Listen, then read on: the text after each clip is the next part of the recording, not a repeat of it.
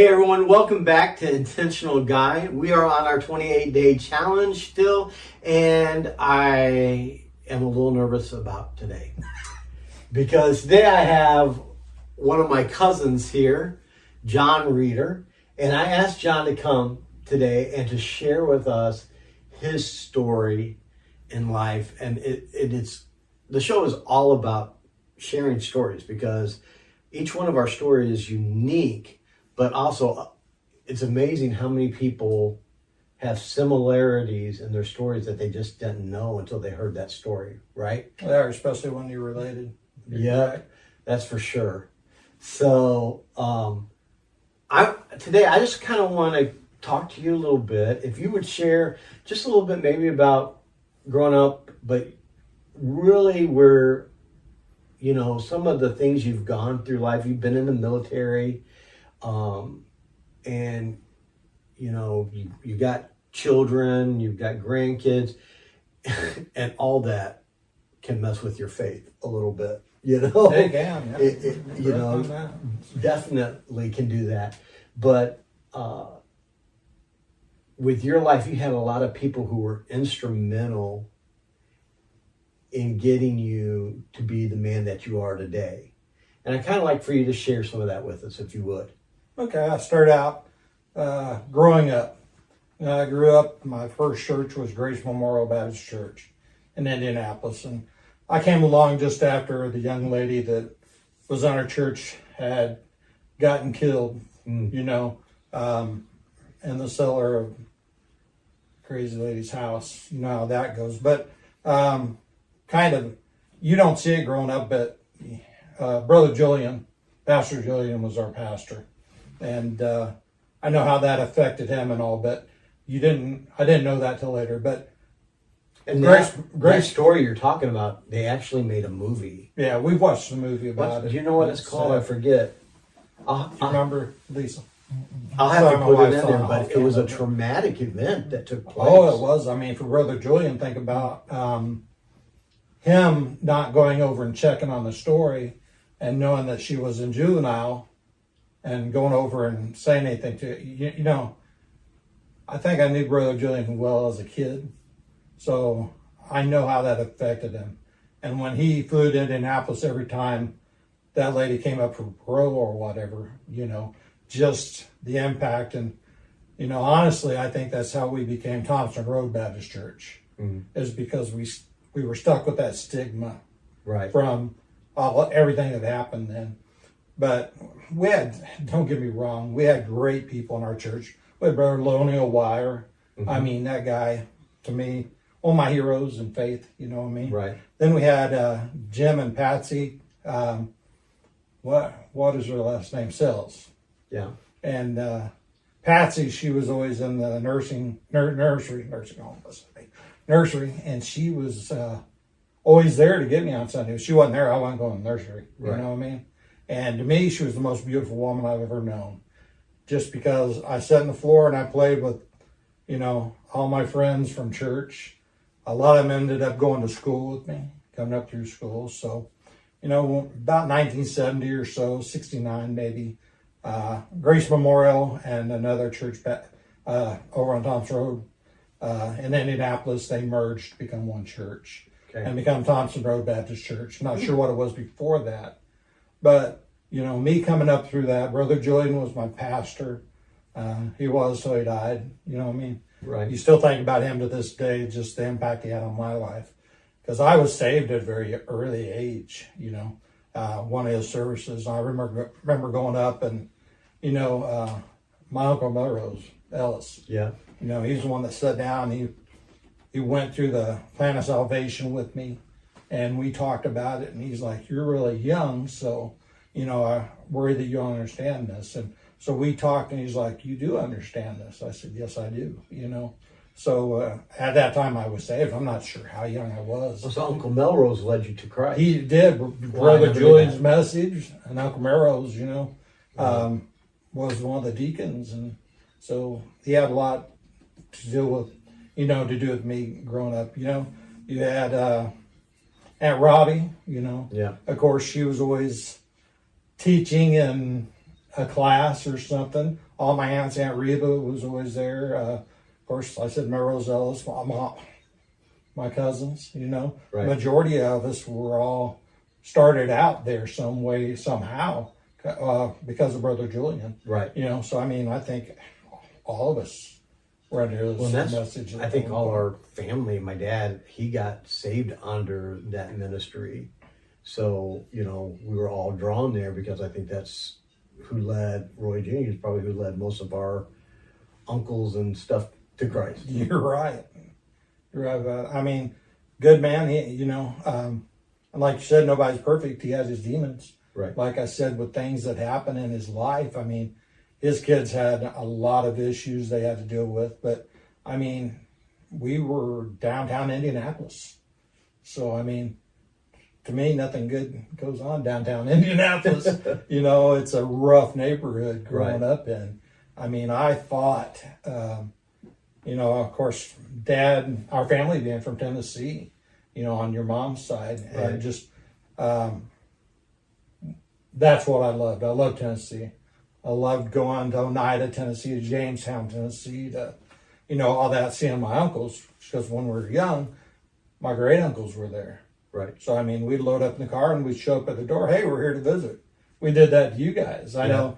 And your mom was like, oh, hi, Roger. I guess you're here to visit, And my dad would just go. He wouldn't call anybody. He wouldn't say, hey,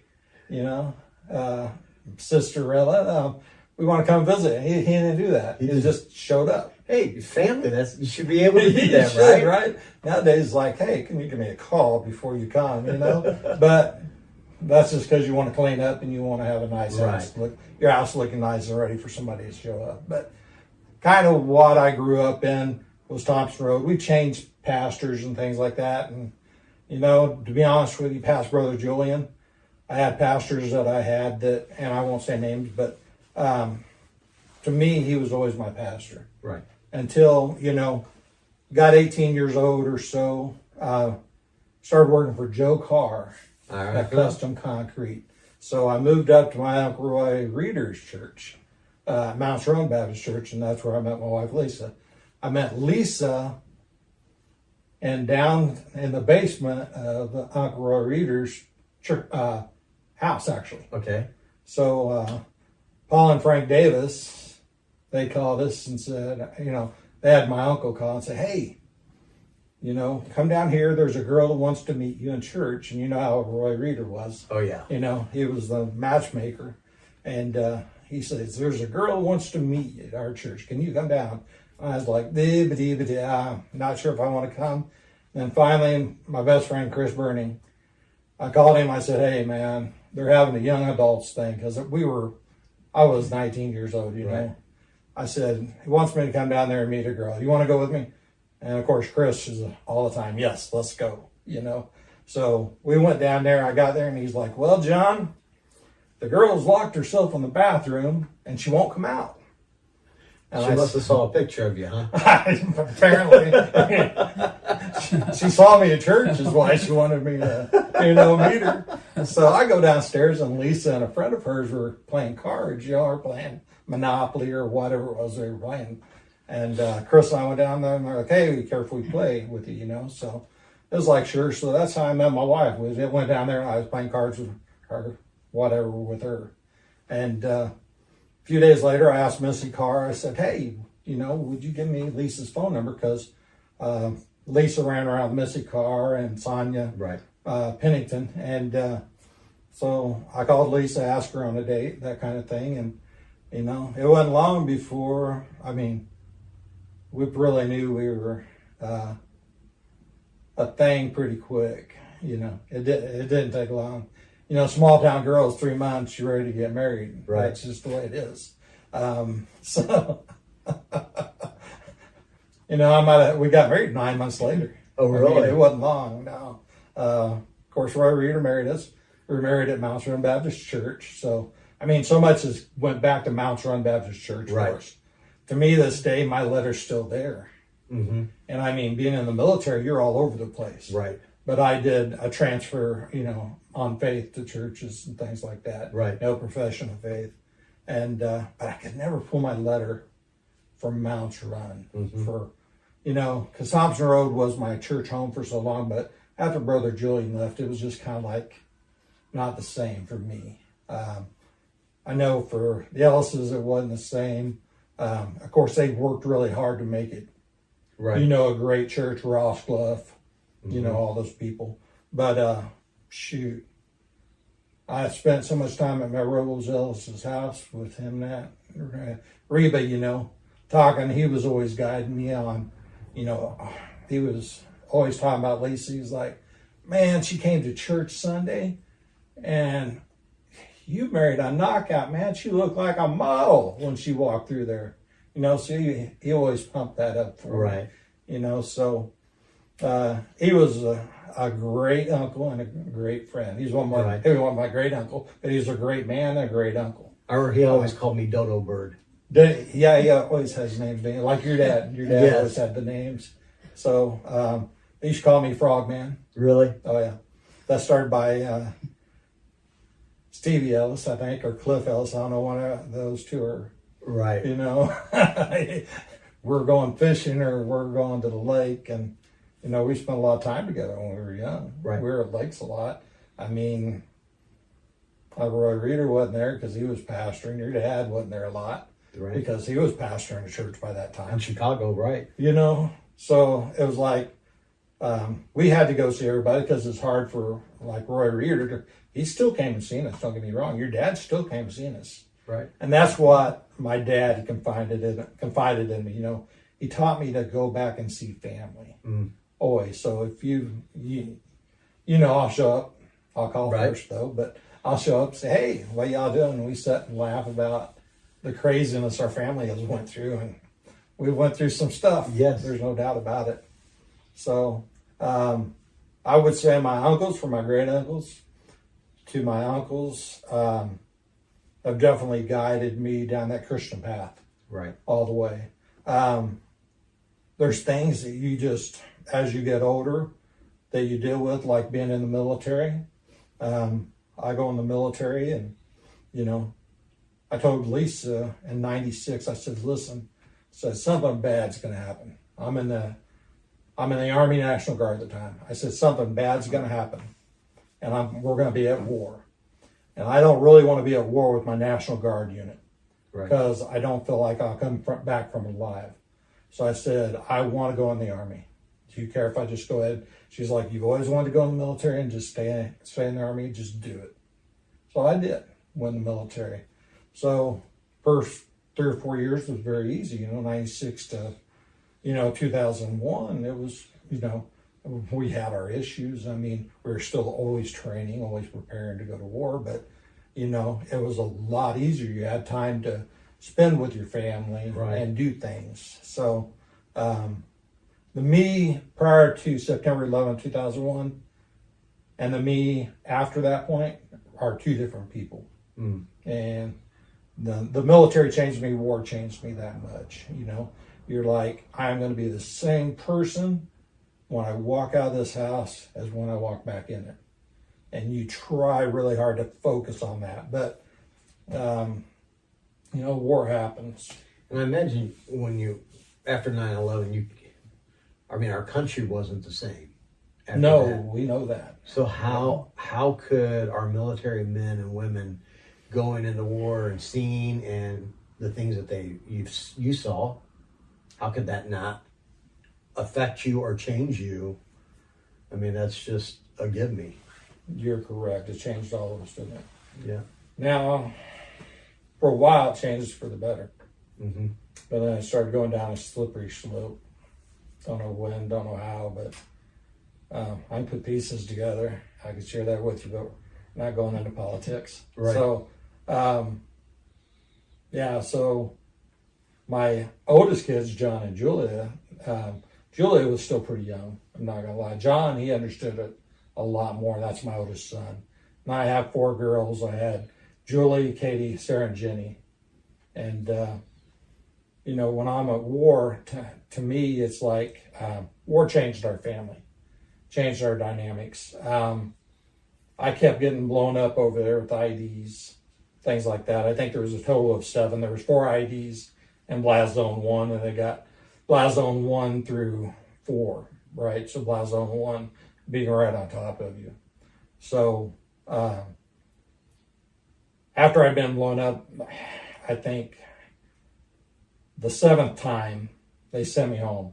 And they told me I wasn't going home in that year because they needed me too bad. I was supply sergeant for the unit and they needed me. But after the 7th bomb hit me, or because to me it was like 4 IEDs, 1 missile, and 2 mortars. So explain that more to me. When a bomb hits you, what? Explain that a little bit more to me. So the bombs that hit me, they hit my truck. They put them in the ground. What they did, they put them under the pavement. You'd have a crack in the pavement or whatever, and pothole. Well, they would dig the pothole out, put the bombs in it, and then hide the wires going back to wherever they were going to detonate from. And then they would try to judge your speed and detonate the bomb when you were on top of it. So that's why they tried to me. They kept missing by just a little bit. But I did take 2 gunners off my truck. And we had to, one was because of an accident, because they had intentionally, in my opinion, blown up a electrical tower. So power lines would drape down over the road. And my truck was so tall that my whole convoy went through it. And I was the second to the last vehicle.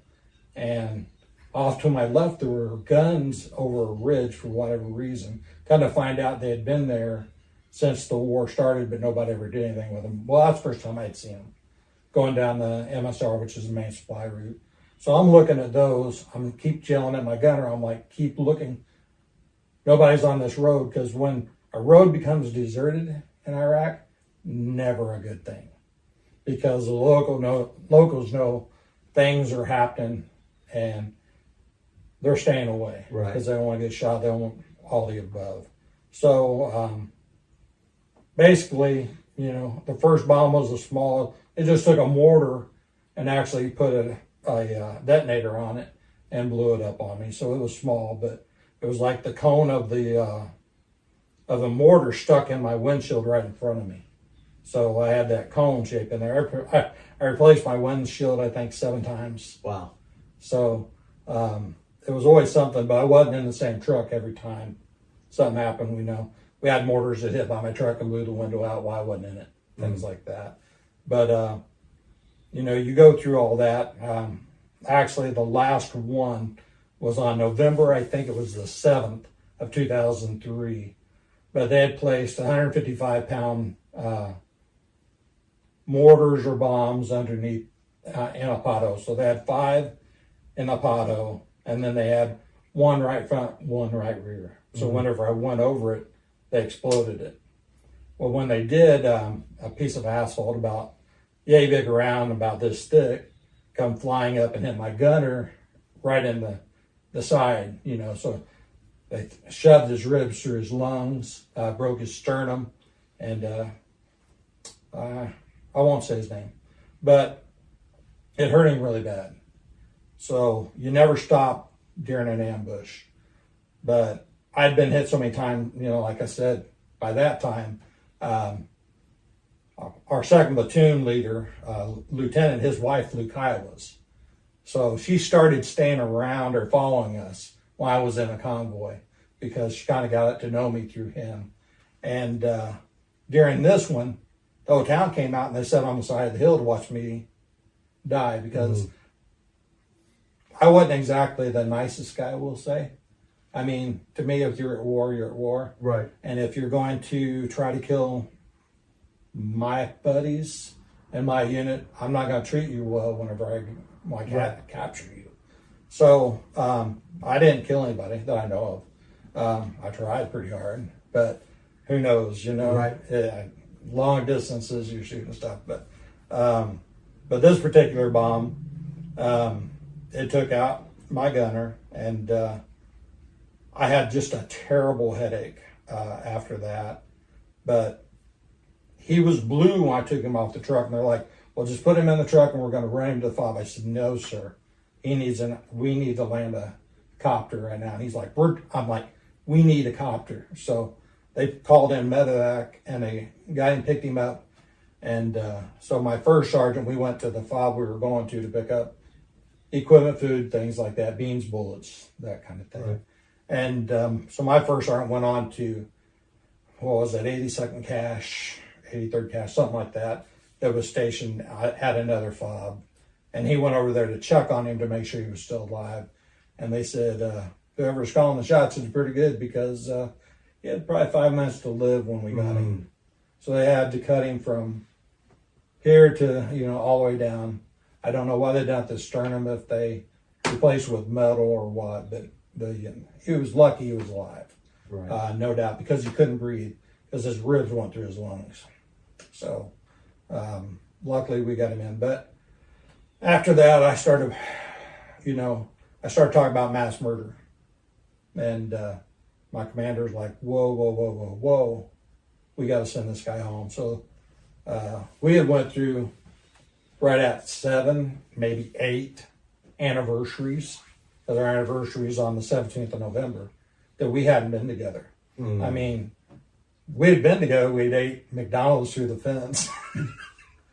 My wife's right over here if I didn't say that before. But I mean, just the things we did on our anniversary just to see each other. Right. McDonald's through the fence, hand me fries or a burger, something like that. Or, all right, I'll meet you at a warehouse over here, say, and her and the kids would come over and they would, we'd see each other, because you're in the field a lot training. Right. Especially in October, November, December, because we have the breaks for Christmas and all that. And they want that stuff fresh in your mind when you get back, because you're going right back into training. Right.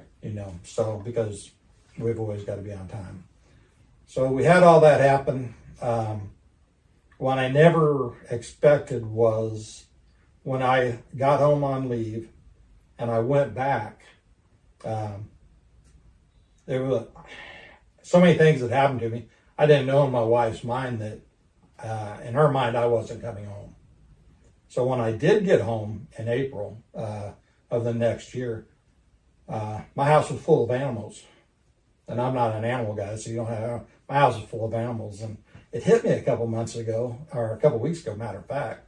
I was confused on why the animals in the house. Then I was watching something, or someone said something. I'm like, she didn't think I was coming home, so she's preparing the kids for daddy not coming home. And that's why we have animals and stuff in the house.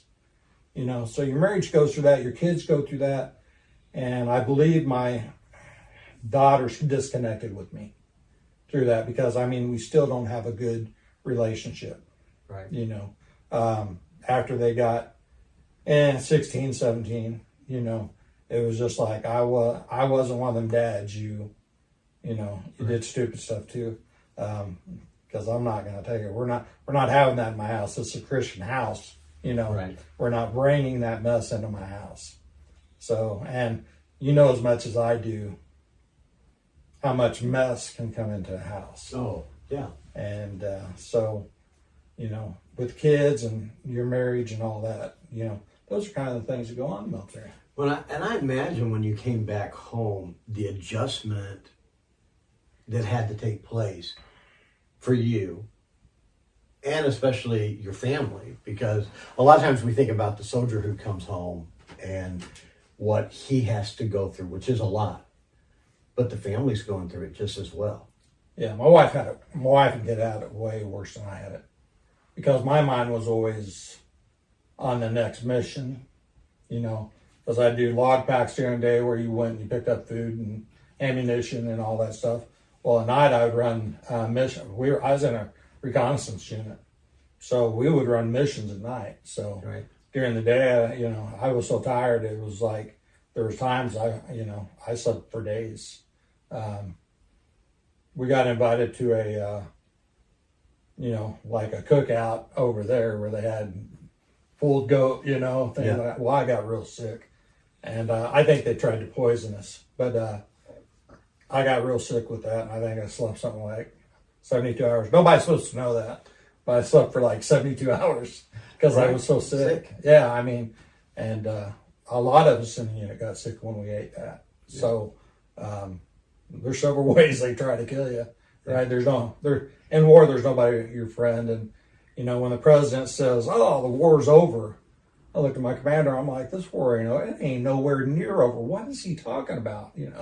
My commander's like, sorry, this war's done. And I'm like, sir, this war's nowhere near done. Well, let me ask you this. So where's your faith in all of this while you're over there? Oh, my faith's very high while I was over there.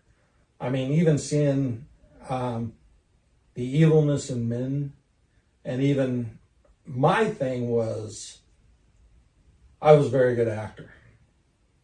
So, in my opinion, I think I'm a very good actor when it comes to that stuff. So I want my enemy to think I'm going to kill you 5 ways from Sunday. Right. Because then they get scared and you can see it in their eyes. And once you see it, because they're getting ready to engage you, right? Right. And if you can change the look in their eye before they start engaging you, you've won the battle. Yeah. But if you don't, then it gets hot pretty fast. Mm. So luckily, and that's what my commander didn't understand. My first commander, we changed commanders out probably midway through the year we were over there. And the first commander I had, Captain Zen, he understood me. And he understood the way I worked. My first sergeant understood that and the way I worked. But the new commander and the new first sergeant come in, they didn't understand that. Right. That for me, it was all an act. And but the other point I always made to him, said, you can do or say anything to me, but you see these boots here? They'd be walking back in my house when we're done. No stupid command, no nonsense is going to happen that I'm going to do to where they're not going to walk in the house. Right. But, I got put in situations, so like everybody did. Right. Where, you were compromised. But, so you see those things, so your faith gets really high because you're like,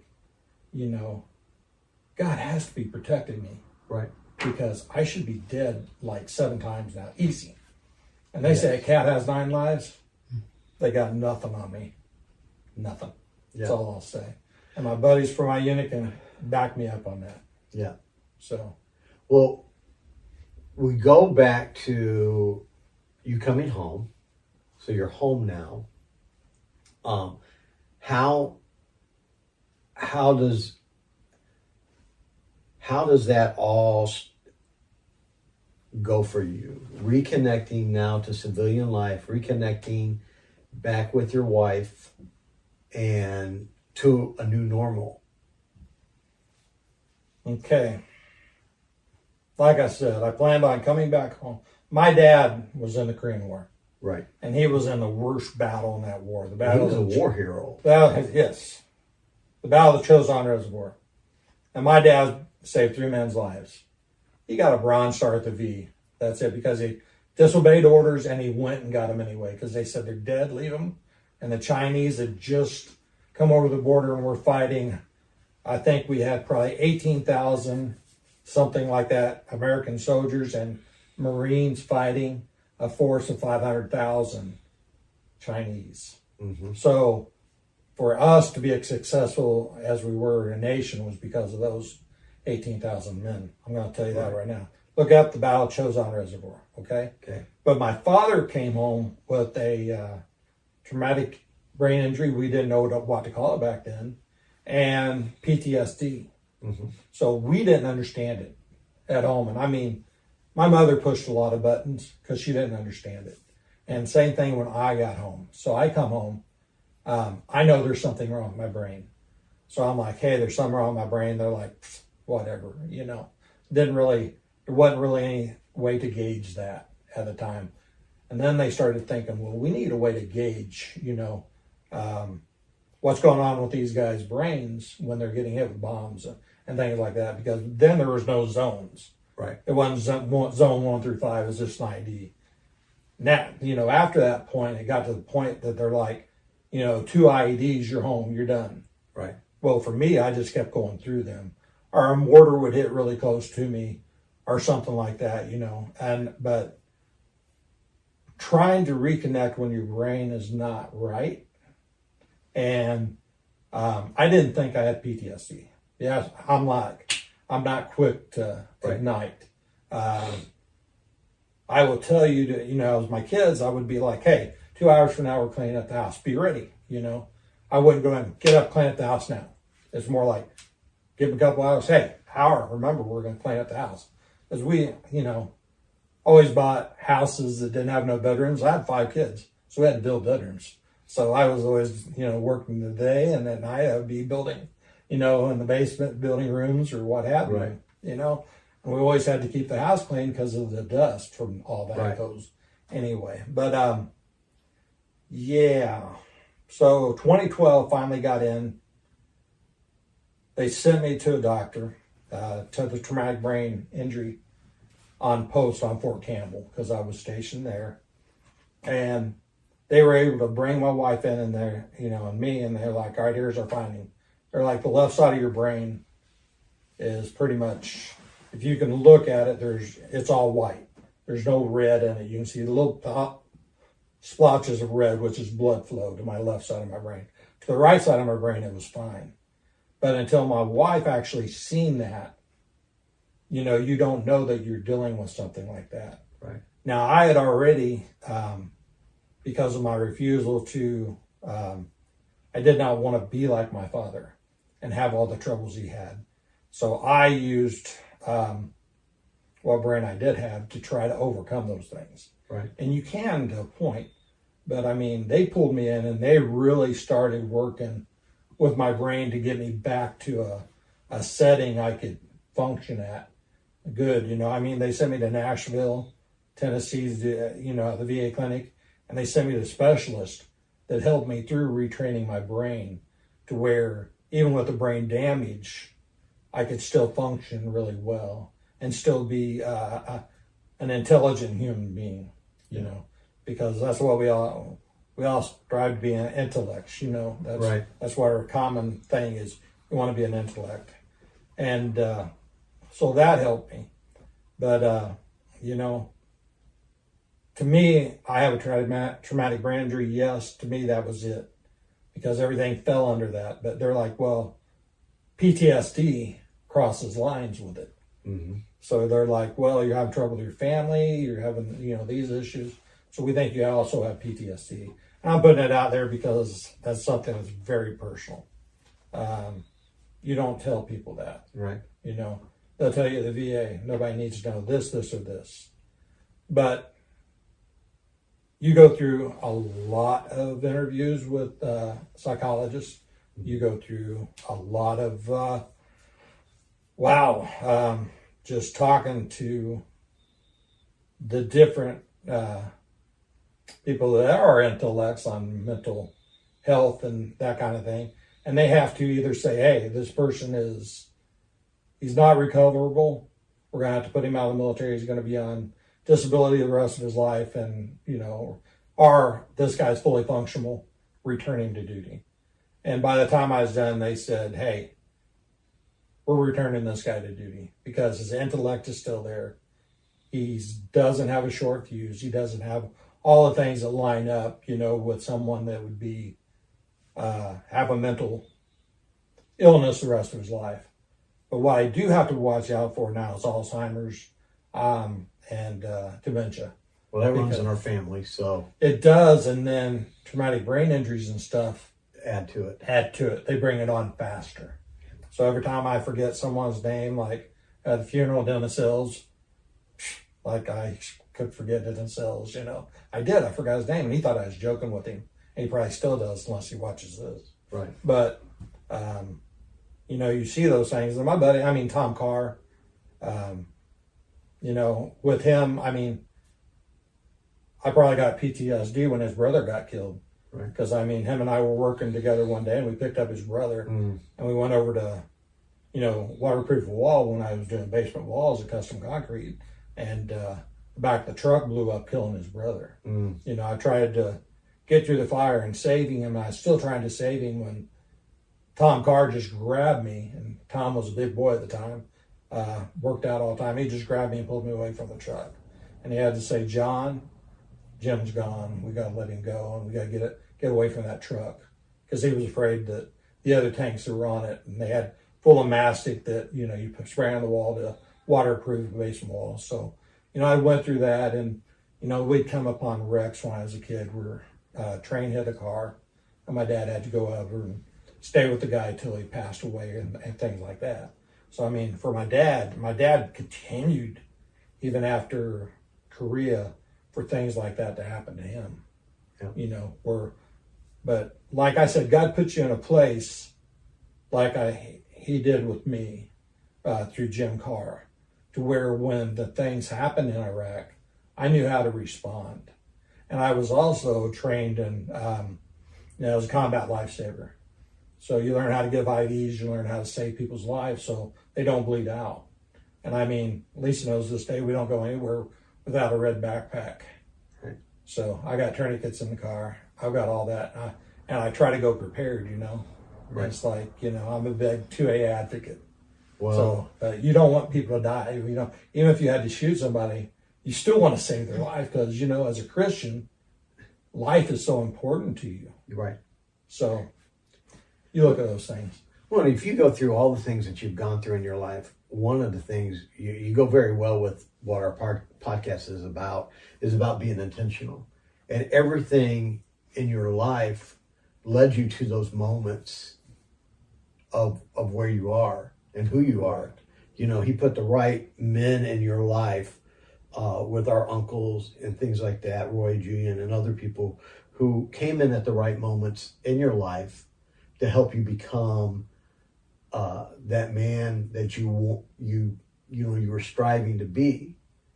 But then you go through this traumatic war, and probably you were able to deal with a lot of the stuff that you did because of the character of the men that you had surrounded yourself with prior to that. Ding, ding, ding. And so to me, it's really important. And this is one of the things I talk about on the show is how important other men in our lives are, because we're the sum of the 5 people we hang out with. The problem is when we get older, those friendships start, people move, people die, things happen, and we don't replace those. And I've learned in the last couple of years how crucial that is, to constantly be making sure that's full so that I can be what I need to be for my wife, my family, but also for the things that we don't know what's going to happen tomorrow and what situation. You would have never prepared yourself for what you did, because you would have never in your million years imagined you would have been attacked with bombs as many times as you were. Right. That you would see some of the devastation that you saw, and that you lived through some of the things that you did. You can never plan for that, because you can never imagine that happening. But God has a way of putting those right people in the right thing. And so first off, I say thank you for your service. I don't know if I've ever told you that before, but I appreciate your service. Thank you for that. And what you've done for our country. But also, I appreciate you for the leaders that you are in our family. Because in our family, I see you trying to be that guy who, let's keep our family together. As our uncles and our parents are passing away, I don't want to lose contact with those cousins. No. And it's easy. No, I look at it right now. I mean, we just went to Uncle Roy's funeral. And the sad thing is how many of my cousins I really don't know. It is. And that's a shame on my part, because, there's no cousin. We don't have any cousin out there that doesn't want to know. We don't want to know each other, but we've allowed life to become busy. And family is so important. It is. It really is. Because who replaces those men that you lose? Right. And it should be cousins. Mm-hmm. You know what I mean? It should be men that you went to church with when you were younger, or that you had a hand in helping through life. You know what I mean? Like my best friend's Chris Burning. And I mean, that guy, so wherever we were in the world, we went to Indianapolis. His home was open to us. And still, at this point, he invites us down here to Florida to spend the winters. Right. He pays for it, he's like, I don't want your money, John. I want you to stay down here. I said, no, I don't want to be a mooch, Yeah. But he's like, no, we just want you to be here. We love you. We want you to be here. Yeah. So my thing is, I met Chris Burning at Tom Shores Baptist Church. That's where I met him. We've been friends for something years. Yeah. And still, but man, I think, Cliff Ellis, he had a lot. He keeps being one of those people in my life. His son Paul, he was at the funeral. He was like, you took my bass boat, right? Because I bought a bass boat from Cliff, and so Paul put a sign on it. This boat is not for sale, or something like that. Not for sale, whatever. So when I came, I would see the sign, not for sale, and I was like, I don't want to buy his boat, and Cliff's like, we're getting another one. He'll be all right. So at the funeral, he's like, you took my bass boat, and I was just like, I was so glad. So hi, Paul, gave him a hug, but I want all my cousins to know, number one, I love you, point blank.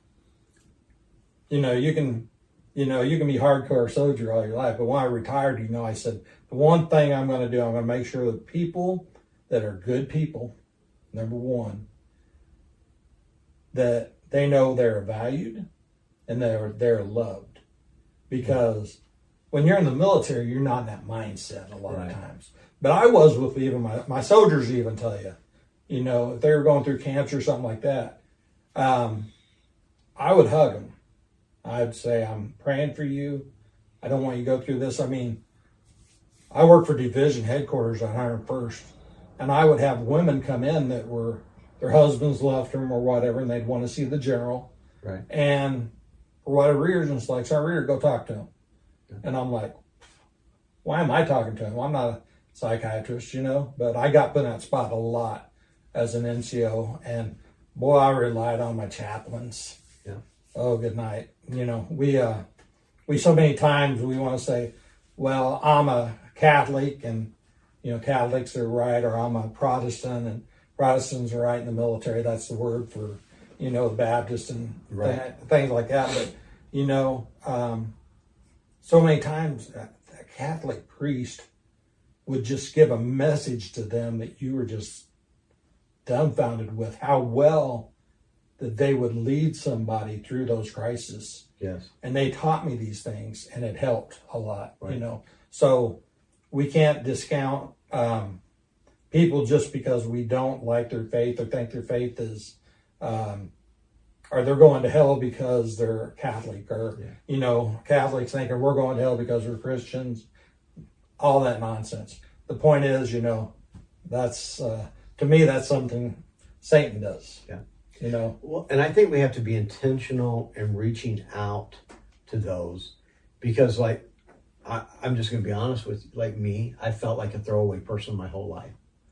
So I think part of me not knowing all of my cousins and stuff as well as I do is because I had so much shame and guilt in my life. Oh yeah. I read your book. And honestly, I think we became closer after I read my book, because after you read my book, because you contacted me, Of course. and you were one of the first relatives to reach out to me in that, and love me in spite of my story, and that, to me, that's what's really important to me, is what you modeled is there's no great people out there. There's no people out there without any problems. No, there's not. And there's a lot of people, because of you, because of other people, that spirit of being felt thrown away is gone. Good. And it's an amazing thing, because after 15 years I found restoration, but the enemy wanted to keep me, of course, there. And it was nice going, as nice as it can be going to a funeral, but it was nice to go at Uncle Roy's funeral. One was, I heard so many stories that I never knew about him. I never knew about him, but then to talk to some of the relatives that I did, some who read my book and said, I read your book, and we discussed a little bit. But just, you got to have family. You do. Family's important. Very important. You know, and God's given that to us. And I think what I got out of that was I want to be more intentional in reaching out to those family members, because after, you know, we don't have a lot of our aunts and uncles left, No. you know. I have my mom, you have your dad. Yeah, your mom and That's it, my right? dad. Yeah, That's it. So you know. So I want to thank you for being here today. I want to thank you for sharing your story with us today. I want to thank you for your service and everything. And if you guys are out there, you've been in the military, you've gone through some of this stuff that we've talked about, there's always hope. and there's always help. There's always help.